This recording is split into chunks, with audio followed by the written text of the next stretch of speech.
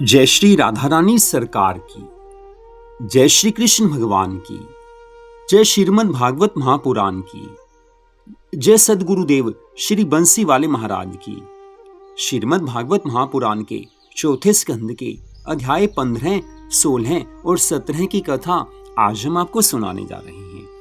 इन अध्यायों में भगवान के अवतार राजा पृथु की कथा का वर्णन आता है।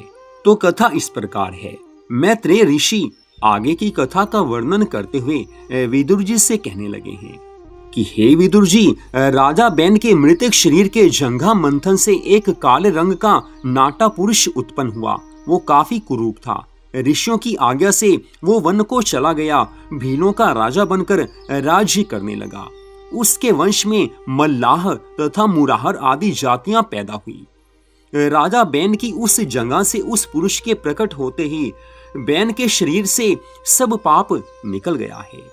हे विदुर जी, उस नाटे पुरुष के जन्म के पश्चात सब ऋषियों ने एक अत्यंत सुंदर तथा नीतिवान राजा उत्पन्न करने के लिए राजा बैन की दाहिनी भुजा को फिर से मथा है। उस भुजा मंथन द्वारा एक परम तेजस्वी, स्वरूपवान, विशाल काय, आजानु भुजाओं वाला पुरुष तथा एक परम सुंदरी स्त्री की उत्पत्ति हुई है। उन दोनों के जन्म लेने से सब ऋषि मुनि प्रसन्न हुए हैं, सबको आनंद मिला है। तब उस पुरुष का नाम पृथु तथा स्त्री का नाम अरुचि रखा गया। ऋषियों ने उन दोनों का आपस में विवाह करने के बाद पृथु से कहा है कि हे पृथु, आप सातों द्वीपों का राज्य करो। पृथु ने उनकी आज्ञा को स्वीकार किया है। तदनंतर सब ऋषियों ने अपने ज्ञान दृष्टि से ये पहचान लिया कि दोनों राजा पृथु और अरुचि श्री लक्ष्मी नारायण जी भगवान के अवतार हैं। ऐसा प्रतीत होते ही उन्होंने राजा पृथु को बड़ी धूमधाम से राज सिंहासन पर बैठाने का निश्चय किया है। सब ऋषि मुनियों ने उस समय कुबेर देवता को बुलाकर कहा कि जिस सिंहासन पर अत्याचारी महापापी राजा बैन बैठता था, वह सिंहासन धर्मावतार भगवान के अवतार राजा पृथु के बैठने के योग्य नहीं है। इसलिए तुम कोई अन्य सिंहासन लाकर दो। यह सुनकर कुबेर देवता ने उसी क्षण एक रत्न जटित उत्तम सिंहासन लाकर दिया है। सिंहासन के आने पर सब ऋषि मुनियों ने महाराज पृथु को उस पर बैठाते हुए प्रणाम किया है। महाराज पृथु भगवान के अवतार हैं, इस कारण ऋषि मुनि उन्हें प्रणाम करते हैं। फिर सब देवताओं ने भी वहां आकर राजा पृथु की प्रार्थना की है। मैत्रेय ऋषि आगे की कथा का वर्णन करते हुए कहने लगे हैं, हे विदुर जी, राजा पृथु की भाटों ने बड़ी सुंदर प्रार्थना की है, बड़ी सुंदर स्तुति करने लगे हैं। सब भाट कहने लगे हैं, हे पृथ्वीनाथ, आप श्री नारायण जी भगवान के अवतार हैं, अतः आपकी बढ़ाई श्री नारायण जी के समान ही है। हमने अभी तक अन्य सब लोगों की झूठी सच्ची प्रशंसा केवल अपने उदर पूर्ति के हेतु ही की है, केवल धन कमाने के लिए की है। लेकिन अब आपकी प्रशंसा द्वारा हमारा मन पवित्र हो रहा है, हमारी वाणी पवित्र हो रही है। आप भगवान के अवतार हैं। हे प्रभु, हे स्वामी, आप ऐसे उत्तम कार्य करेंगे जैसे संसार में अभी तक किसी राजा ने नहीं किए होंगे। सब आज मिलकर महाराज पृथु की सुंदर प्रार्थना करते हैं, उनका गुणगान करते हैं। सब भाट राजा से पुरस्कार लेकर अपने अपने घर को चले गए हैं। उस समय ज्योतिषियों ने महाराज पृथु की जन्म कुंडली का फलादेश बताना शुरू किया है।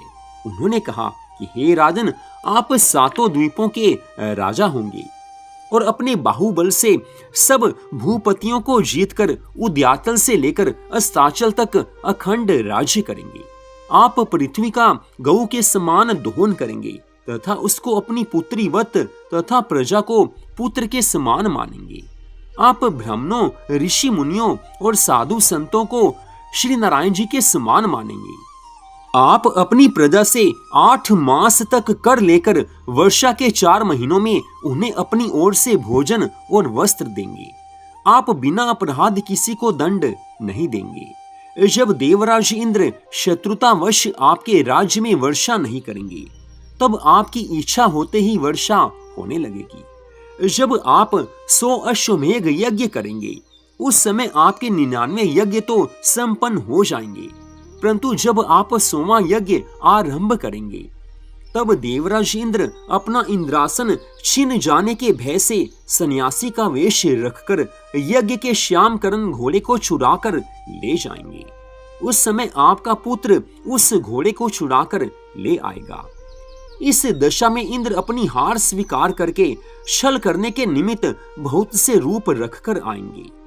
इंद्र के उन स्वरूपों का हाल सुनकर आने वाले कलयुग के अज्ञानी जीव भी सब लोगों को भ्रम में डालने के लिए उसी प्रकार कपट रूप रखा करेंगे। हे प्रभु, आपके यज्ञ में स्वयं श्री हरि विष्णु भगवान प्रकट होकर दर्शन देंगे और सनकादिक ऋषि आपके राजभवन में पधार कर ज्ञान का उपदेश करेंगे। आप पराई स्त्री को माता और पराये धन को मिट्टी के समान जानकर सदा प्रभु चरणों में मन को लगाकर भगवान के ध्यान में लीन रहेंगे। महाराज पृथु की जन्म कुंडली का फलादेश का वर्णन करके सब ज्योतिषी भी आज महाराज पृथु से दक्षिणा प्राप्त करके अपने अपने स्थानों को चले गए हैं। मैत्रेय ऋषि आगे की कथा का वर्णन करते हुए विदुर जी से कहने लगे हैं, हे विदुर जी, सब देवता और ऋषि मुनियों के विदा हो जाने के बाद महाराज पृथु धर्म तथा नियम अनुसार राज्य करने लगे हैं। एक समय की बात है, महाराज पृथु के पास सारी प्रजा के प्रतिनिधि आए हैं, प्रार्थना करने लगे हैं कि हे पृथ्वीनाथ, आप हमारे राजा और स्वामी हैं, आप भगवान के अवतार हैं। शास्त्रों की आज्ञा अनुसार आपको हम लोगों का पालन पोषण करना चाहिए। हम लोग भूख के मारे मर रहे हैं। जिस तरह वृक्ष भीतर से जल जलकर खोखला हो जाता है, उसी तरह हम लोगों का हृदय और पेट भी भूख की अग्नि से जला जा रहा है। सब लोगों का जीवन अन्न और फलों के आहार पर निर्भर है, परंतु इन दिनों राजा बैन के पाप कर्मों के कारण पृथ्वी ने सब अन्न तथा फलों को अपने आप में छिपा लिया है। अब हम लोग जो भी बीज धरती में बोते हैं वे पैदा नहीं होते हैं, और जो पेड़ पहले के लगे हुए हैं उनमें फल नहीं लगते हैं। इन कारणों से हम सभी प्राणी भोजन के बिना तड़प रहे हैं। आप धर्मात्मा राजा हैं, आप भगवान के अवतार हैं। इस कारण अब आप कोई ऐसा प्रयत्न कीजिए जिससे पहले की तरह भूमि पर अन्न और फल पैदा होने लगे। आज प्रजा की ऐसी दुख भरी बात सुनकर महाराज पृथु ने क्रोधित होकर अपना धनुष बाण उठा लिया है।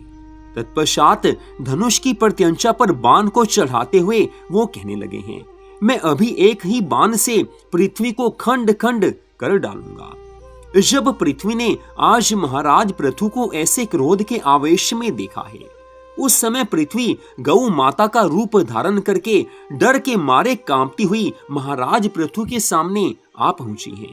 महाराज पृथु ने अपनी ज्ञान दृष्टि के द्वारा ये जान लिया कि यह गाय के रूप में पृथ्वी ही है, परंतु उस समय राजा पृथु ने अन्य कोई विचार किए बिना उसे अपने बाण का लक्ष्य बनाने का निश्चय पहले की तरह स्थिर ही रखा है। ऐसा देखकर गौ रूपी पृथ्वी अत्यंत भयभीत होकर भागती हुई तीनों लोकों में गई। महाराज पृथु भी अपना धनुष बाण चढ़ाए हुए निरंतर उसका पीछा करते रहे। जब पृथ्वी ने ये देखा कि अब उसके प्राण बचने कठिन हैं, तब उसने महाराज पृथु के सामने खड़ी होकर कहा है कि हे राजन, वेद शास्त्रों में गऊ को मारना महान पाप कहा गया है। आप इस बात को क्या नहीं जानते हो? महाराज पृथु ने उत्तर दिया है कि जिस प्राणी के द्वारा जगत के अन्य सब जीव कष्ट पाने लग जाएं, उसे मारने में कोई पाप नहीं लगता है। ऐसे कर्म को तो धर्म ही माना जाता है।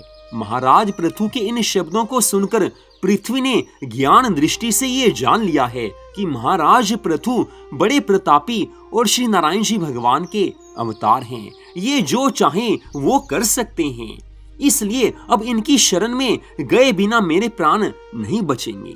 ऐसा जानकर आज पृथ्वी ने महाराज पृथु की स्तुति करते हुए कहा है, हे महाराज, आप तो श्री नारायण जी भगवान के अवतार हैं, अतः आप सभी कर्मों को कर सकते हैं। अब आप मुझको जो भी आज्ञा देंगे मैं आपकी आज्ञा के अनुसार वही कार्य अवश्य करूंगी। तो यहीं पर आज की इस परम सुंदर कथा का विश्राम होता है। अगले भाग में आप इससे आगे की कथा को सुन पाएंगे। जय श्री राधा रानी सरकार की, जय श्री कृष्ण भगवान की, जय श्रीमद् भागवत महापुराण की, जय सद्गुरुदेव श्री बंसी वाले महाराज की। जय जय श्री राधे, जय जय श्री राधे, जय जय श्री राधे श्याम।